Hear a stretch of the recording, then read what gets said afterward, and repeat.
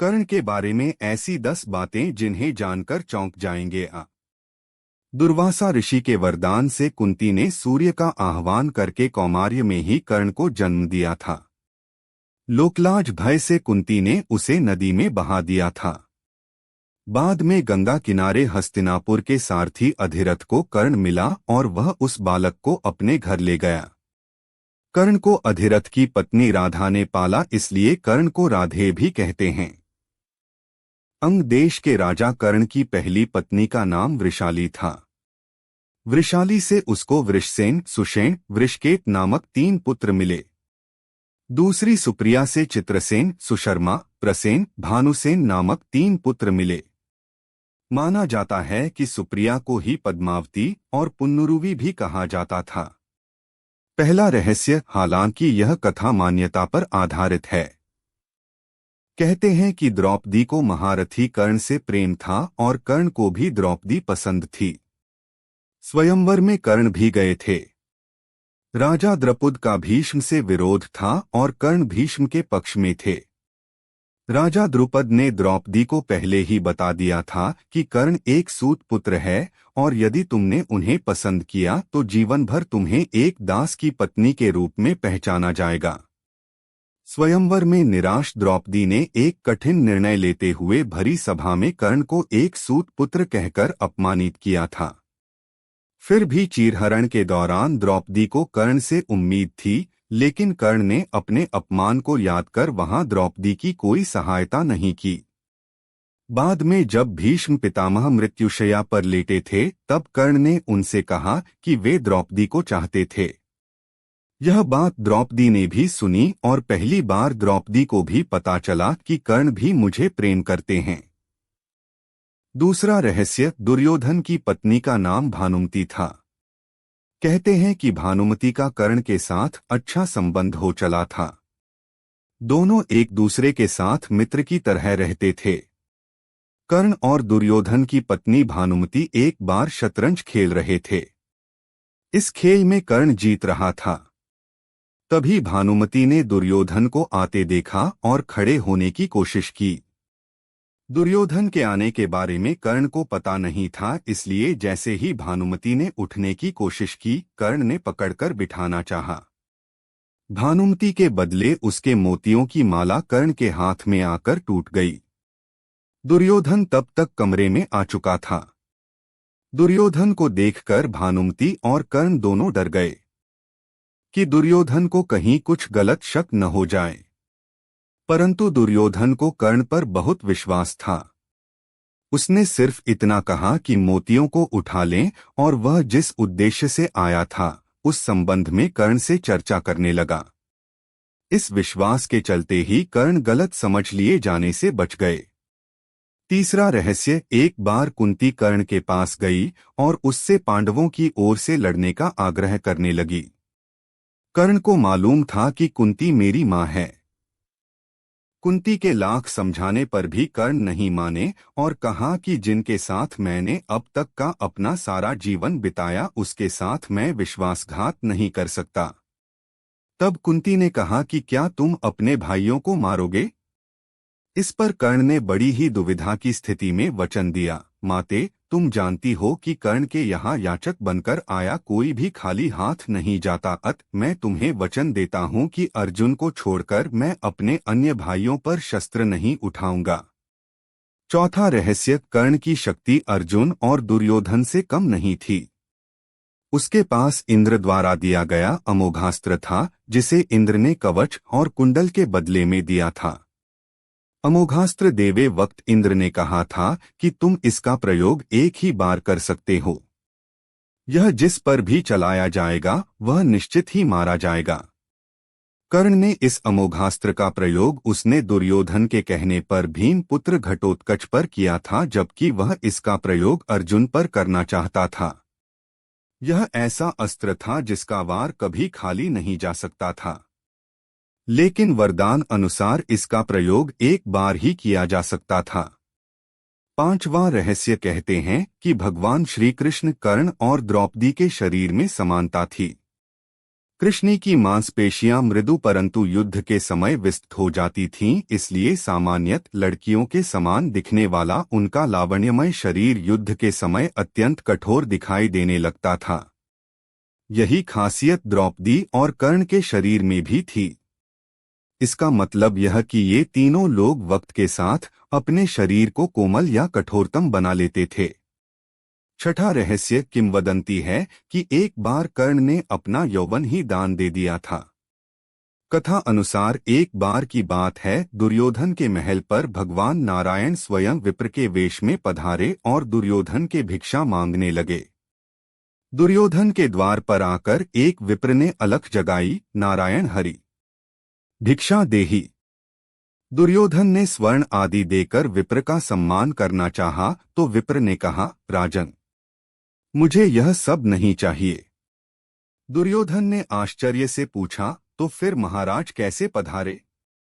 विप्र ने कहा, मैं अपनी वृद्धावस्था से दुखी हूँ।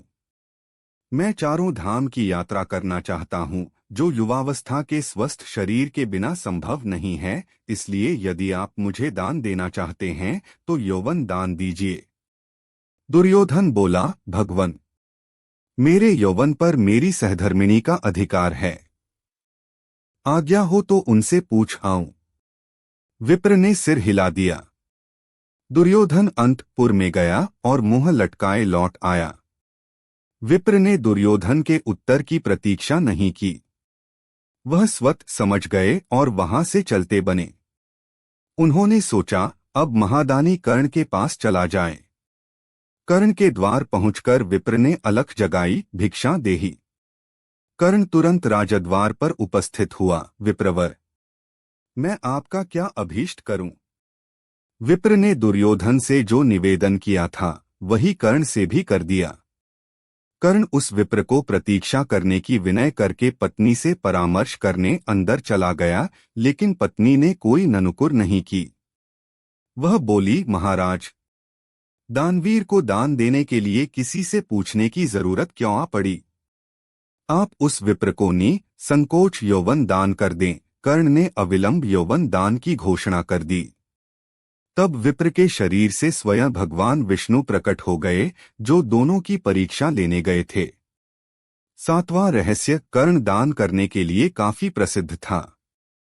कहते हैं कि कर्ण जब युद्ध क्षेत्र में आखिरी सांस ले रहा था तो भगवान कृष्ण ने उसकी दानशीलता की परीक्षा लेनी चाहिए। वे गरीब ब्राह्मण बनकर कर्ण के पास गए और कहा कि तुम्हारे बारे में काफी सुना है और तुमसे मुझे अभी कुछ उपहार चाहिए। कर्ण ने उत्तर में कहा कि आप जो भी चाहें मांग लें।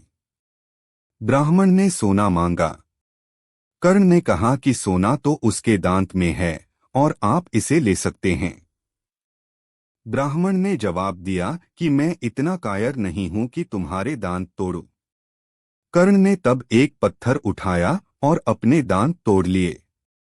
ब्राह्मण ने इसे भी लेने से इनकार करते हुए कहा कि खून से सना हुआ यह सोना वह नहीं ले सकता। कर्ण ने इसके बाद एक बाण उठाया और आसमान की तरफ चलाया। इसके बाद बारिश होने लगी और दांत धुल गया। आठवां रहस्य उस काल में द्रोणाचार्य, परशुराम और वेदव्यास को ही ब्रह्मास्त्र चलाना और किसी के द्वारा ब्रह्मास्त्र का प्रयोग किए जाने पर उसे असफल कर देना याद था। जब द्रोणाचार्य ने कर्ण को ब्रह्मास्त्र विद्या सिखाने से इनकार कर दिया, तब वे परशुराम के पास पहुंच गए। परशुराम ने प्रण लिया था कि वे इस विद्या को किसी ब्राह्मण को ही सिखाएंगे, क्योंकि इस विद्या के दुरुपयोग का खतरा बढ़ गया था। कर्ण यह सीखना चाहता था तो उसने परशुराम के पास पहुंचकर खुद को ब्राह्मण का पुत्र बताया और उनसे यह विद्या सीख ली।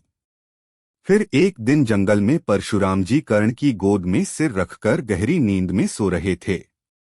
तभी कहीं से एक कीड़ा आया और वह कर्ण की जांघ पर डंक मारने लगा। कर्ण की जांघ पर घाव हो गया, लेकिन परशुराम की नींद खुल जाने के भय से वह चुपचाप बैठा रहा। घाव से खून बहने लगा। बहते खून ने जब परशुराम को छुआ तो उनकी नींद खुल गई। उन्होंने कर्ण से पूछा कि तुमने उस कीड़े को हटाया क्यों नहीं? कर्ण ने कहा कि आपकी नींद टूटने का डर था इसलिए। परशुराम ने कहा कि किसी ब्राह्मण में इतनी सहनशीलता नहीं हो सकती है। तुम जरूर कोई क्षत्रिय हो, सच सच बताओ। तब कर्ण ने सच बता दिया। क्रोधित परशुराम ने कर्ण को उसी समय शाप दिया कि तुमने मुझसे जो भी विद्या सीखी है वह झूठ बोलकर सीखी है, इसलिए जब भी तुम्हें इस विद्या की सबसे ज्यादा आवश्यकता होगी तभी तुम इसे भूल जाओगे। कोई भी दिव्यास्त्र का उपयोग नहीं कर पाओगे। हुआ भी यही कि कर्ण को जब ब्रह्मास्त्र की जरूरत महसूस हुई तब वे यह विद्या भूल गए। 9वां रहस्य। परशुराम जी के आश्रम से शिक्षा ग्रहण करने के बाद कर्ण वन में भटक रहे थे। इस दौरान वे शब्दभेदी विद्या सीख रहे थे। एक दिन जब वे इस विद्या का अभ्यास कर रहे थे तब उन्होंने एक गाय के बछड़े को अन्य वन्य पशु समझकर शब्दभेदी बाण चला दिया और उस बाण से बछड़ा मारा गया। तब उस गाय बछड़े के स्वामी ब्राह्मण ने कर्ण को शाप दे दिया कि जिस प्रकार उसने एक असहाय बछड़े को मारा है वैसे ही एक दिन वह भी तब मारा जाएगा जबकि वह खुद को असहाय महसूस करेगा और जब उसका सारा ध्यान अपने शत्रु से कहीं अलग किसी और काम पर होगा। हुआ भी यही था कि जब कर्ण का अर्जुन से घोर युद्ध चल रहा था तब उसके रथ का पहिया बार बार भूमि में धंस जाता था और वह उसे निकालकर फिर से युद्ध करने लगता था। ऐसे समय में जब फिर से उसके रथ का पहिया भूमि में धंस गया तब वह फिर से उसे निकालने लगा और उसे उस समय घबराहट भी हो रही थी। वह उसका सारा ध्यान युद्ध के अलावा पहिए पर चला गया था। वह खुद को असहाय महसूस कर रहा था। ऐसे मौके का लाभ उठाकर अर्जुन ने कर्ण को मार दिया। 10वां रहस्य। युद्ध में एक ओर कृष्ण थे तो दूसरी ओर कर्ण। कर्ण दुर्योधन के तो कृष्ण अर्जुन के दोस्त थे। यदि युद्ध में कर्ण को असहाय स्थिति में देखकर नहीं मारा जाता तो अर्जुन की क्षमता नहीं थी कि वे कर्ण को मार देते। कृष्ण की नीति के तहत ही कर्ण का विवाह द्रौपदी से होने से रोक दिया। कृष्ण ने ही अपनी नीति से उनके कवचकुंडल हथियाए और इंद्र द्वारा दिया गया एकमात्र अचूक अमोघ अस्त्र जो वह अर्जुन पर चलाना चाहता था वह घटोत्कच पर चलवाया गया। इस तरह हम देखते हैं कि युद्ध के पहले से ही कर्ण और कृष्ण के बीच छद्मयुद्ध चलता रहा था। वो कृष्ण ही थे जिन्होंने ऐन वक्त पर नीति के तहत ही कर्ण को यह बताया था कि कुंती तुम्हारी मां है। लेकिन युधिष्ठिर और अर्जुन को इस बात का ज्ञात नहीं था कि कर्ण हमारा बड़ा भाई है।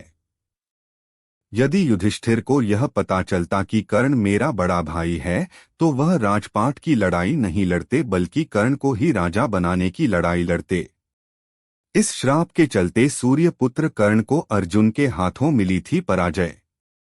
सूर्यपुत्र कर्ण अपने पालक पिता अधिरथ की भांति अन्य कार्य करने के बजाय युद्ध कला में महारत हासिल की। कहा जाता है कि सर्वप्रथम सूर्यपुत्र कर्ण को आचार्य द्रोण से युद्ध कला की शिक्षा प्राप्त हुई। हालांकि ब्रह्मास्त्र अस्त्र की विद्या हासिल करने में कर्ण विफल रहे। ऐसा कहा जाता है कि सूर्यपुत्र कर्ण ने अनुचित तरीके से ब्रह्मास्त्र चलाने की विद्या हासिल करने की कोशिश की। महाभारत काव्य की रचना वेदों के रचनाकार वेदव्यास जी द्वारा की गई है। इस महाकाव्य में सूर्यपुत्र कर्ण की वीरता और महानता का विस्तार से वर्णन किया गया है। सूर्यपुत्र कर्ण को दानवीर भी कहा जाता है। धर्मशास्त्र के जानकारों की माने तो तत्कालीन समय में सूर्यपुत्र कर्ण दान देने में राजा बलि के समतुल्य थे। वीर कर्ण ने कभी किसी को दान देने से मना नहीं किया। अतः कर्ण की गिनती महान दानवीरों में होती है। लेकिन क्या आपको पता है कि किस श्राप के चलते सूर्यपुत्र कर्ण को महाभारत युद्ध में अर्जुन के हाथों पराजय मिली थी? आइए इसके बारे में जानते हैं। कर्ण का जन्म। महाकाव्य महाभारत के अनुसार एक बार ऋषि दुर्वासा माता कुंती के दत्तक पिता कुंती भोज के राजमहल पधारे थे। माता कुंती के पिता शूरसेन थे और माता मारिशा थीं। राजा भोज ने माता कुंती को गोद लिया था। उस समय राजा भोज ने ऋषि दुर्वासा को कुंती के विवाह हेतु वर पांडु के बारे में जानकारी दी। तत्कालीन समय में ऋषि दुर्वासा ने दिव्य दृष्टि से पांडु की भविष्यवाणी की। उस समय उन्हें ज्ञात हुआ कि पांडु से कुंती को कोई संतान प्राप्ति नहीं हो सकती है। तब ऋषि दुर्वासा ने माता कुंती की सेवा से प्रसन्न होकर उन्हें संतान प्राप्ति का वरदान दिया। इस वरदान के अंतर्गत माता कुंती को 6 पुत्रों की प्राप्ति हुई। इनमें कर्ण का जन्म सूर्य देव की कृपा से हुआ। इसके लिए कर्ण को सूर्य पुत्र कहा जाता है। हालांकि कर्ण का जन्म विवाह पूर्व हुआ था। इसके लिए माता कुंती ने समाज के मान सम्मान हेतु कर्ण को लकड़ी के बक्से में डालकर गंगा नदी में प्रवाहित कर दिया।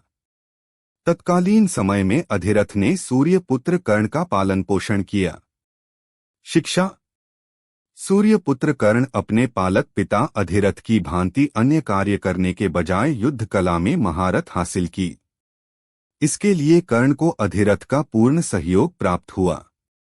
कहा जाता है कि सर्वप्रथम सूर्य पुत्र कर्ण को आचार्य द्रोण से युद्ध कला की शिक्षा प्राप्त हुई।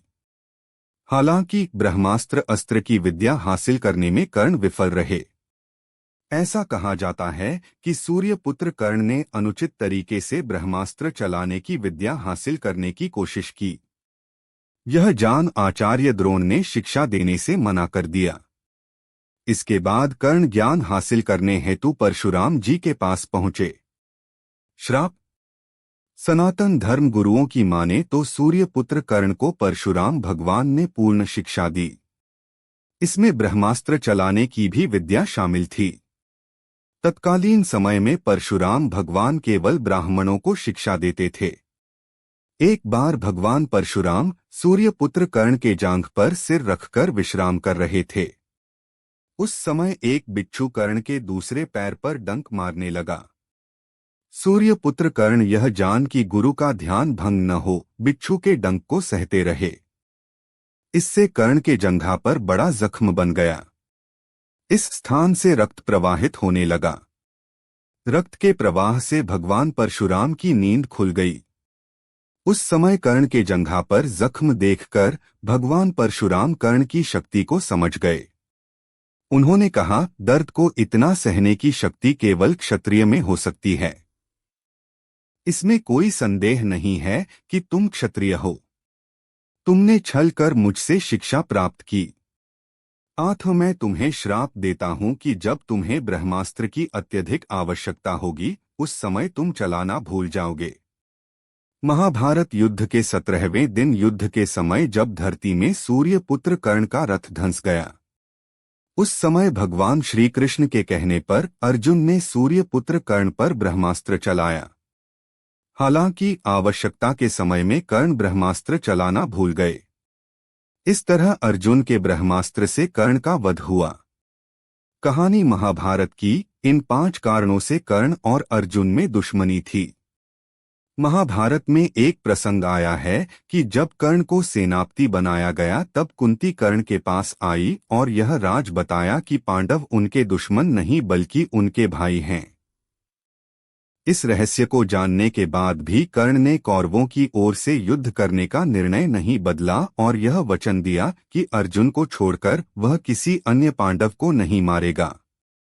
कर्ण का यह कहना इस बात को दर्शाता है कि कर्ण के मन में अर्जुन के प्रति कितना जहर भरा हुआ था और इस दुश्मनी की कई वजह थी।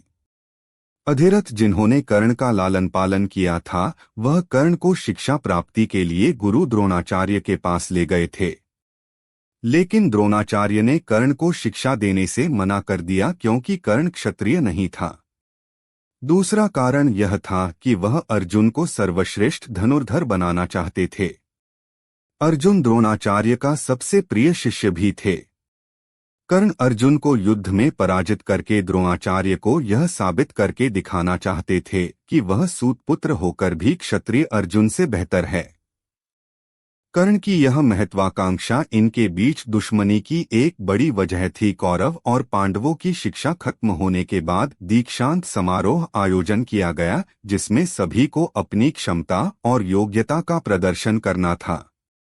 जब अर्जुन अपनी युद्ध कौशल का प्रदर्शन कर रहे थे तब कर्ण वहां पहुंच गए और उन्होंने अर्जुन को चुनौती दी। कर्ण की चुनौती से पांडव क्रोधित हो गए और सूतपुत्र कहकर कर्ण का अपमान किया और कर्ण को प्रतियोगिता में शामिल होने से रोक दिया गया। यही दुर्योधन ने कर्ण को अंगराज बनाकर अपना मित्र बना लिया। एक कथा है कि कर्ण भी द्रौपदी से विवाह करना चाहता था। इसके लिए कर्ण स्वयंवर में भाग लेने पहुंचा था, लेकिन कर्ण को यहाँ भी सूतपुत्र होने के कारण स्वयंवर में भाग लेने से रोक दिया गया और ब्राह्मण वेश में अर्जुन ने स्वयंवर में भाग लेकर द्रौपदी से विवाह रचाया। इस घटना की वजह से ही कर्ण ने द्युत क्रीड़ा में द्रौपदी को दांव पर लगाने की मांग की थी और बाजी हार जाने के बाद सभा में द्रौपदी का अपमान किया था। द्रौपदी का अपमान कौरव पांडवों के बीच युद्ध कारण बना तो कर्ण और अर्जुन की शत्रुता को और भड़काने का काम किया। पांडवों के वनवास के दौरान कर्ण और दुर्योधन पांडवों को परेशान करने के लिए वन में तंबू लगाकर रहने लगे। इस दौरान एक गंधर्व कन्या के साथ छेड़छाड़ करने के कारण गंधर्वों ने दुर्योधन को बंदी बना लिया। अर्जुन और भीम ने दुर्योधन को बंधन मुक्त करवाया। कर्ण मदिरा पीने के कारण नशे में थे, इसलिए दुर्योधन की मदद नहीं कर पाए। कर्ण को काफी अपमान सहना पड़ा था। अर्जुन भीम की वजह से अपमान के कारण कर्ण उनसे बदला लेना चाहता था। अज्ञातवश समाप्त होने के समय जब विराट का युद्ध हुआ था, उस समय अर्जुन ने अकेले ही पूरी कौरव सेना को परास्त कर दिया था। इस घटना के बाद द्रोणाचार्य ने कई बार कर्ण का उपहास किया और यह साबित करने का प्रयास किया कि अर्जुन कर्ण से श्रेष्ठ है। कर्ण के अपमानजनक जीवन की वजह थी उसके पूर्व जन्म के कर्म, जाने कैसे भुगता उसने अपने पिछले जन्म का पाप।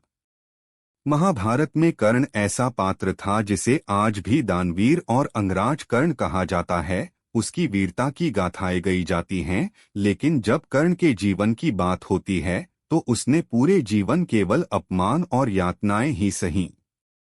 सही मार्ग पर चलने के बावजूद उसे केवल कष्ट ही हासिल हुआ।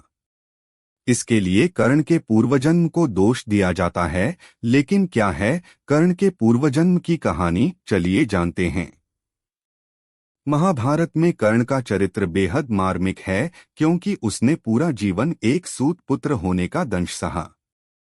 पांडव के भाई होने के बावजूद उसे जीवन भर नाजायज होने का अपमान सहना। कर्ण को वैसे तो पांडवों से ज्यादा परेशानी नहीं थी, लेकिन वह अर्जुन से बेहद नफरत करता था और युद्ध में केवल उसे मारना चाहता था। अर्जुन से उसकी विशेष दुश्मनी और इस जन्म में मिले अपमान का मुख्य कारण उसके पिछले जन्म के कर्म थे। कर्ण की कहानी इस बात का संदेश है कि आप जो भी कर्म करते हैं उसे आपको जरूर भुगतना पड़ता है। पद्म पुराण में कर्ण और अर्जुन के पिछले जन्म की कहानी मिलती है। कथा के अनुसार एक बार भगवान ब्रह्मा और महादेव के बीच युद्ध होता है और महादेव ब्रह्मा जी के 5वें सर को काट देते हैं। ब्रह्मदेव क्रोधित हो जाते हैं और उनके शरीर के पसीने से एक वीर योद्धा उत्पन्न होता है, जिसे स्वेदजा के नाम से जाना गया। स्वेदजा पिता ब्रह्मा के आदेश से महादेव से युद्ध करने जाता है। स्वेदजा से पीछा छुड़ाने के लिए महादेव भगवान विष्णु से मदद मांगते हैं, तो भगवान विष्णु अपने रक्त से एक वीर को जन्म देते हैं, जो रक्तजा कहलाया। स्वेदजा 1000 कवच के साथ जन्मा था और रक्तजा 1000 हाथ और 500 धनुष के साथ जन्मा था। एक अन्य कथा के अनुसार भगवान ब्रह्मा भी विष्णु से ही उत्पन्न हुए हैं, इसलिए स्वेदजा भी भगवान विष्णु का अंश था। स्वेदजा और रक्तजा में भयंकर युद्ध होता है। स्वेदजा रक्तजा के 998 हाथ कट देता है और 499 धनुष तोड़ देता है। वहीं रक्तजा स्वेदजा के 999 कवच तोड़ देता है। रक्तजा जिस क्षण हारने वाला होता है, भगवान विष्णु समझ जाते हैं और वह युद्ध विराम करवा देते हैं। स्वेदजा दानवीरता दिखाते हुए रक्तजा को जीवनदान देता है। भगवान विष्णु स्वेदजा की जिम्मेदारी सूर्य भगवान को सौंपते हैं, जबकि रक्तजा की इंद्रदेव को। वह इंद्रदेव को वचन देते हैं कि अगले जन्म में रक्तजा के हाथों स्वेदजा का वध अवश्य होगा। द्वापर युग में इस वजह से ही रक्तजा अर्जुन और स्वेदजा कर्ण के रूप में जन्म लेते हैं और महाभारत के युद्ध के दौरान अर्जुन कर्ण का वध करता है। एक अन्य कथा के अनुसार अर्जुन और श्री कृष्ण नर और नारायण थे। उसी समय काल में एक दंभोदभवा नाम का राक्षस था, जिसने भगवान सूर्य की तपस्या करके उनसे अमरता का वरदान मांगा। जब सूर्यदेव ने अमरता का वरदान देने से मना कर दिया तो उसने 1000 कवच का वरदान मांग लिया।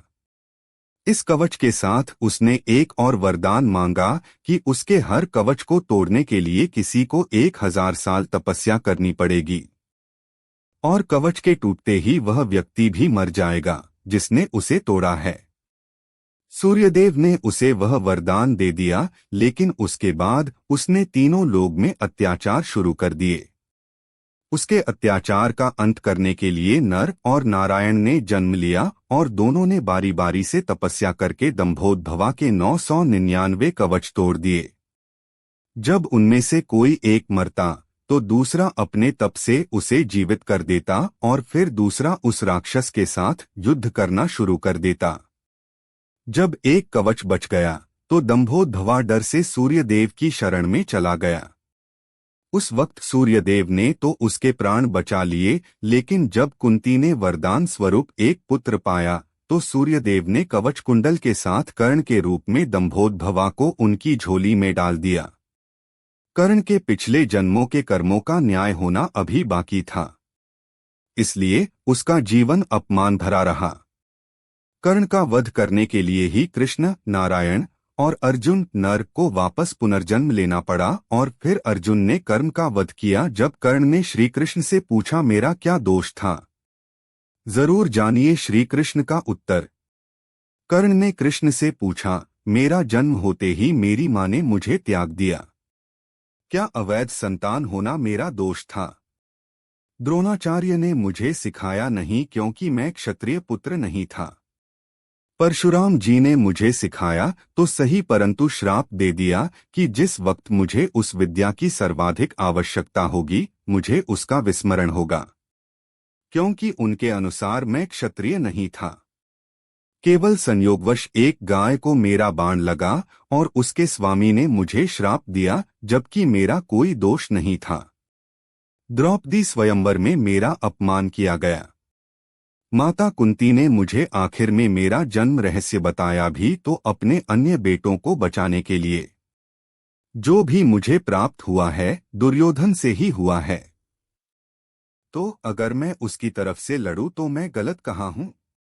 कृष्ण ने उत्तर दिया, कर्ण मेरा जन्म कारागार में हुआ। जन्म से पहले ही मृत्यु मेरी प्रतीक्षा में घात लगाए थी। जिस रात मेरा जन्म हुआ उसी रात माता पिता से दूर किया गया। तुम्हारा बचपन खड्ग, रथ, घोड़े, धनुष्य और बाण के बीच उनकी ध्वनि सुनते बीता। मुझे ग्वाले की गौशाला मिली, गोबर मिला और खड़ा होकर चल भी पाया। उसके पहले ही कई प्राणघातक हमले झेलने पड़े। कोई सेना नहीं, कोई शिक्षा नहीं। लोगों से ताने ही मिले कि उनकी समस्याओं का कारण मैं हूं। तुम्हारे गुरु जब तुम्हारे शौर्य की तारीफ कर रहे थे, मुझे उस उम्र में कोई शिक्षा भी नहीं मिली थी। जब मैं 16 वर्षों का हुआ तब कहीं जाकर ऋषि सांदीपन के गुरुकुल पहुंचा। तुम अपनी पसंद की कन्या से विवाह कर सके। जिस कन्या से मैंने प्रेम किया वो मुझे नहीं मिली और उनसे विवाह करने पड़े जिन्हें मेरी चाहत थी या जिनको मैंने राक्षसों से बचाया था। मेरे पूरे समाज को यमुना के किनारे से हटाकर एक दूर समुद्र के किनारे बसाना पड़ा, उन्हें जरासंध से बचाने के लिए। रण से पलायन के कारण मुझे भीरू भी कहा गया। अगर दुर्योधन युद्ध जीतता है तो तुम्हें बहुत श्रेय मिलेगा। धर्मराज अगर जीतता है तो मुझे क्या मिलेगा? मुझे केवल युद्ध और युद्ध से निर्माण हुई समस्याओं के लिए दोष दिया जाएगा। एक बात का स्मरण रहे कर्ण, हर किसी को जिंदगी चुनौतियां देती है, जिंदगी किसी के भी साथ न्याय नहीं करती। दुर्योधन ने अन्याय का सामना किया है तो युधिष्ठिर ने भी अन्याय भुगता है। लेकिन सत्य धर्म क्या है यह तुम जानते हो। कोई बात नहीं अगर कितना ही अपमान हो, जो हमारा अधिकार है वो हमें ना मिल पाए। महत्व इस बात का है कि तुम उस समय उस संकट का सामना कैसे करते हो। रोना धोना बंद करो कर्ण, जिंदगी न्याय नहीं करती इसका मतलब यह नहीं होता कि तुम्हें अधर्म के पथ पर चलने की अनुमति है। कर्ण के कवचकुंडल दान में लेकर भी इस वजह से स्वर्ग नहीं ले जा पाए थे इंद्र, अंत में हार मानकर भारत की इस जगह पर छुपाना पड़ा। महाभारत की कथा के अनुसार देवराज इंद्र ने कर्ण से छल से कवच और कुंडल प्राप्त किए थे। कर्ण ने अपनी दानवीरता का परिचय देते हुए इंद्र को कवच और कुंडल दान में दे दिए थे। इंद्र ने कवचकुंडल को अपने साथ स्वर्ग में ले जाने की कोशिश की, लेकिन इसमें वे कामयाब नहीं हो सके। तब इंद्र ने कर्ण के इन कवचकुंडल को समुद्र में छुपा दिया। आइए विस्तार से जानते हैं महाभारत में कर्ण के कुंडल कवच का रहस्य।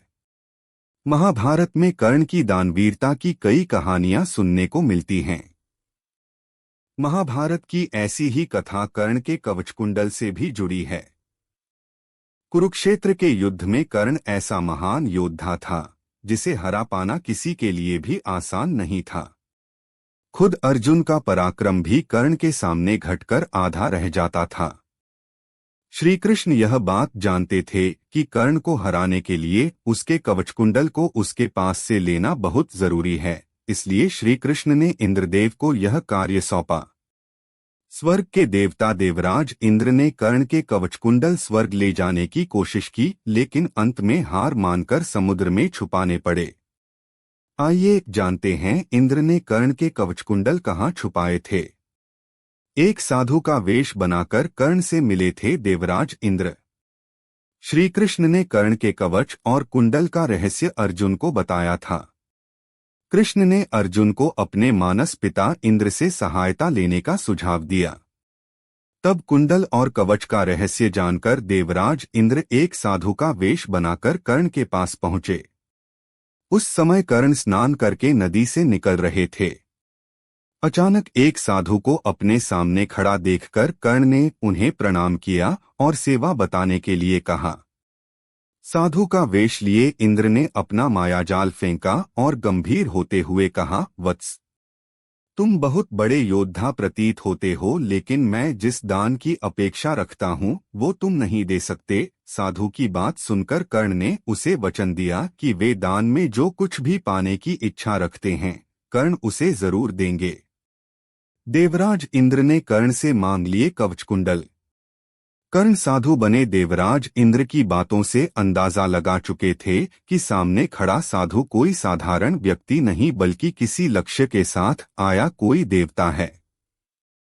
फिर भी कर्ण ने साधु की बात का मान रखते हुए अपने कवच कुंडल निकालकर देवराज इंद्र को दान में दे दिए। कवच कुंडल को प्राप्त करने के बाद देवराज इंद्र अपने असली रूप में आ गए। कर्ण ने इंद्र को प्रणाम किया और मुस्कुराने लगे। कर्ण की दानवीरता देखकर इंद्र उनसे बहुत प्रभावित हुए और उन्होंने अमोघ अस्त्र प्रदान किया। कवचकुंडल को इस कारण से स्वर्ग नहीं ले जा पाए देवराज इंद्र।